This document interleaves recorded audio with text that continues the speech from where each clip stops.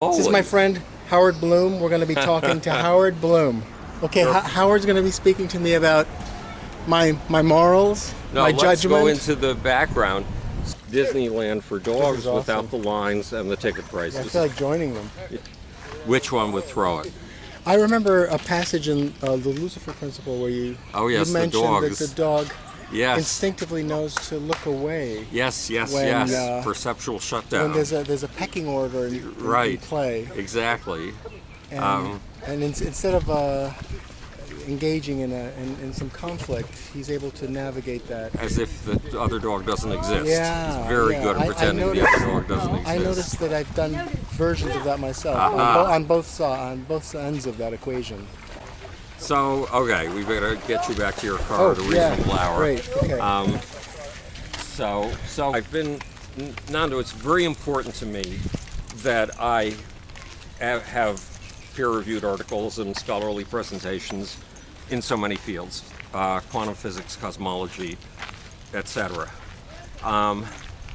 Because my job is to pull together the big picture using the pixels of individual specializations. First, there are agglomerations of cells. You're one of them, I'm one of them. We're each between 80 trillion and 100 trillion cells. And each cell could, theoretically, be totally self-sustaining. Yeah.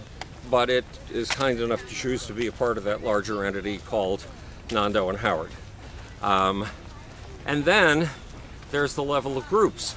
And group structures are hierarchical. They're totem poles. If you take 7 rats and you put them on a hot plate and you turn up the heat, it hurts their feet. So you would imagine, well, the rats are going to huddle together and comfort each other. I mean, that's what they do when they're in their nests at night. They just do a whole lot of hugging. But that's not what happens. Instead, the 6 strongest rats immediately figure out who they are, and all of them figure out who the one weakest rat is, and they beat the shit out of the weakest rat. Well, that is the beginning, that's the Lego block of social organization right there. They don't each go on their individualistic ways at all. They cohere. And they cohere around a scapegoat, around a status hierarchy. If they were given an enemy, they would cohere in the face of the enemy, another self-assembling group. So much as we are told that hierarchy is the product of patriarchal civilizations and their psycho illnesses, it's not true. The basic elements of social organization show up in just about every kind of animal we've ever studied. So what do we do about that? So we've come up with different ways of controlling that. We've come up with laws. We've come up with social welfare systems, trying to make sure that there's a safety net. Sovereignty of the individual. We've come up with the idea of individual rights. Yeah. Not realizing how interdependent we are, but I'm glad we came up with it because I couldn't live without the ideas of individual rights. But individual rights, deep hidden below the surface, individual rights are predicated on the existence of a fabric of society. And a stable fabric of society where you know where your next meal is coming from, you have a physical place that you can call home, and a whole bunch of basics like that, which take a fairly large-scale specialized society. And as long as you can leave that huge social substructure invisible, you can focus on individual rights. Okay, so let me ask you about that. The social substructure could be created from the bottom up or the top down. Well, it emerges whenever you get a group of animals of any kind together. Yeah. Even if you get solitary seeming animals, like cats. Yeah. I don't know if we used to have 8 cats at once in our house. And one cat had established her absolute queenship by taking the space in between my wife's pillow and my pillow on the bed. Yeah. And even though she was the smallest cat in the bunch, everybody knew she was boss. So, and cats we think of as the most solitary of animals. So, sociality squeaks and squoozes from us no matter what we do. And the simple hierarchical unit is the Lego block from which bigger and bigger societies are made. Well, then you've got to look at us and say, but yeah, there are 8 billion of us now. There have never been 8 billion before. It's actually 7.5 billion at the moment. And so how the hell do we know how to organize larger and larger scale societies? How in the world have we ever gone from tribes of 150 people to villages of 15,000 people to cities of 150,000 people to cities in which now it's common to have 20 million people or more?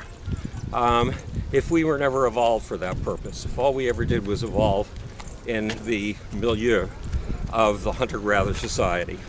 Well, the answer is we come from a long line of ancestors, and we share something like 20 to 40% of our DNA with the creatures who are our ultimate foremothers, and those are bacteria.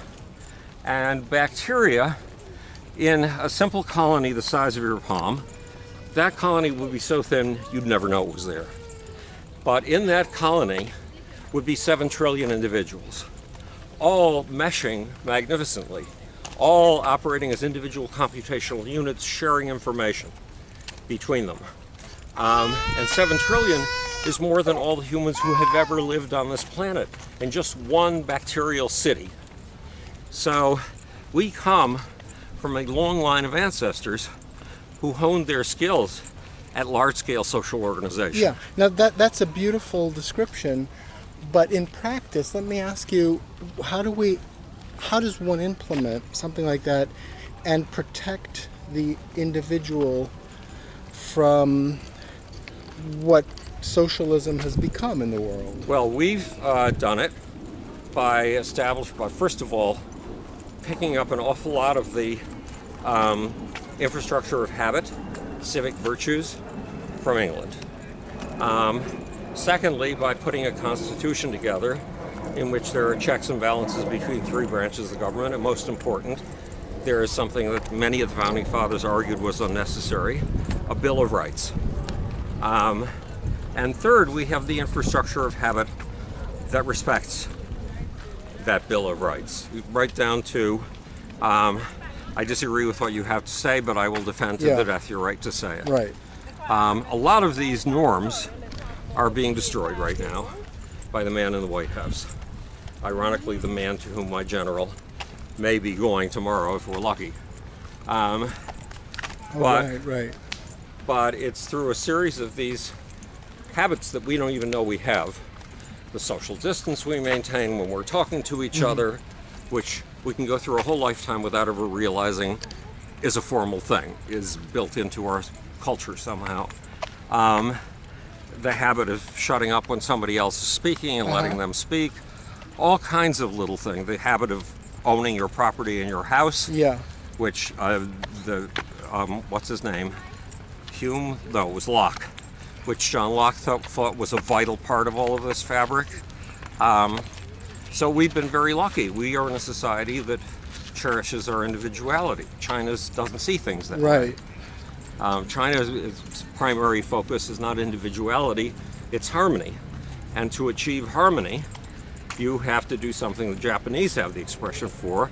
The nail that stands out gets hammered down. And you've got a surveillance society rapidly evolving, whereas of 3 years ago, to get a piece of toilet paper in a public bathroom, you went on facial recognition.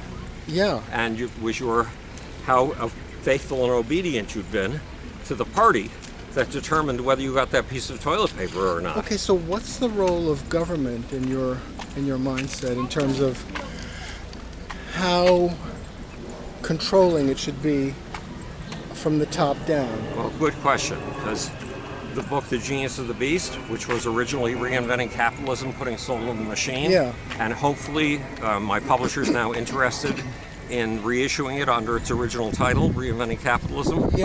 That says the Western system has accomplished staggering miracles, which we can go into later, and it's done so through a balance of 3 parts.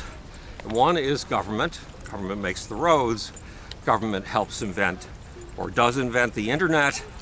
It does a whole lot of other basic things without which the most independent capitalist could not possibly survive. Element number 2 is private enterprise, industry, whatever you want to call it. The private sector, the capitalist sector. And part number 3 is the protest industry. And the protest industry has been around for as long as those other 2 aspects of Western civilization. It's been around since 1760 to 1780, which is the birth of the Industrial Revolution.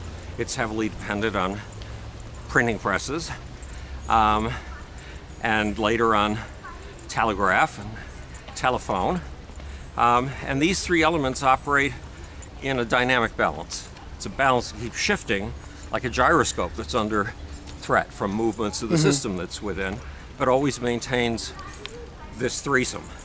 Well, I've been interested in a sort of a voluntary, almost familial, mutual socialism, Yeah. but not the socialism that tends to emerge. The gray, bureaucratic, coercive Right. version. Where there's a nomenclature, an actual aristocracy. Yeah, right. Have all the goodies. Exactly, yeah. The individual has a right to opt out at any point with consequences. I Right. envision it more as a contractual. Right? Big baby woof. Yes, look at that tail. And because Nando is not only gorgeous, but extremely intelligent and wackily talented. That's why he's my friend. Monstrously talented. He had any woman he wanted. Emphasis on monstrous.